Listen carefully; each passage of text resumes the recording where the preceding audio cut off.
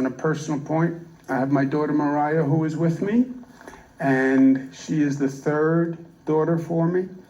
And she just came home, if you will. She was quarantined, so now I have all three daughters with me. And they can't appreciate this, but it's such a comfort to me personally to have them home. You know, when your child is not at home, especially at a difficult time like this, you're always wondering, where are they? Are they okay? Are they doing what's right? And every instinct is you want to be able to protect them. And when they're not there, you have this constant hole in your heart, right? And this constant question as you're going through the day. So you're trying to do everything that you have to do, but you still have this question in the back of your mind, where's Mariah? How's she? So that they are now all three with me gives me a great sense of comfort. And in this crazy situation we're in, but for the craziness, I would never have my three daughters with me again. You know, they're 25, 22 years old. The last thing they want to do is hang out with Pop, right? They have places to go, people to see, you know, they're taking life by the horns. So I get this beautiful silver lining in the midst of this hell where my daughters are with me again. And we get to celebrate family, and we get to bring back traditions, and we get to enjoy each other and have really in-depth conversations that we even haven't had in years, right? And reconnect in a way we haven't had the opportunity in years. Today is Sunday, and I come from an Italian-American household where we had a great tradition on Sundays. The family had to come together at the table. You had to be there. They called it dinner, but it started at 2 o'clock in the afternoon. It was somewhere in the, I don't really know why they called it dinner, but everybody was at the table. Spaghetti and meatballs every Sunday. I started my tomato sauce before I left. We're gonna go back. We're gonna sit at the table, have our spaghetti and meatballs on Sunday. And I know what I'm going to talk to them about.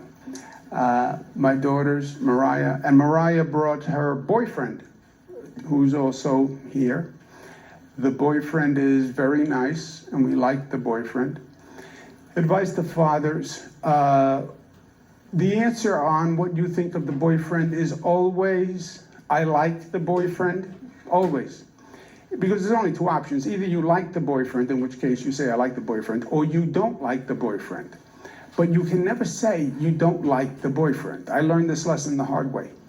Otherwise, it triggers NDS. NDS is natural defiance syndrome. It's not documented, but it is a psychological condition where if you say as a father, I don't like him, natural defiance syndrome kicks in, and then they like the boyfriend more because he is opposed by the father. So the answer has to be, I like the boyfriend. In this case, I actually like the boyfriend. But even if you don't like the boyfriend, the answer can only be that I like the boyfriend. But we're going to be at dinner with the boyfriend, and we're going to have our spaghetti and our meatballs. They won't eat the spaghetti and the meatballs because when I cook it, they just won't eat it. But they move it around the dish, and that's all I can ask. But I'm going to tell them, I'm going to recall to them how important that meal was on Sundays, to have the family together, to take the time to sit and to talk and to reconnect. People talk about the Italians and they love the food. Yeah, they love the food, but the food was just a magnet to get the family to the table, right? It was just the device to get people to spend 2 hours at the table. And that's where you talked and you went through the week. And I used to do it at my grandfather's house. My father, mother, my kids, all the siblings would go to my grandfather's house. My grandfather's name was Andrea. I'm named for him, Andrew. And at the end of the meal, my grandfather would always say, he was at the head of the table, and he would say, okay, that was my vacation. And then he would get up and they would do whatever they were doing. I never really understood what he meant. And later in life, I said to my father, who was his son, I said, what did Grandpa mean? That was my vacation. He said, well, your grandfather never had a day off. Your grandfather worked 7 days a week. He ran a little grocery store delicatessen in Jamaica, and he worked 7 days a week. And he was saying that was his vacation. He never took a vacation.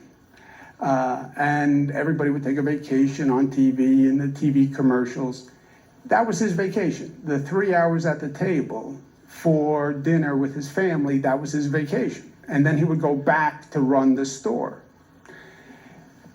You think of how our immigrants work in this country, and wherever the immigrants are from, what that whole immigrant philosophy and drive does for us. And I'll end where I started. You think of all the essential workers, well, we had to stay at home. I'm tired of staying at home.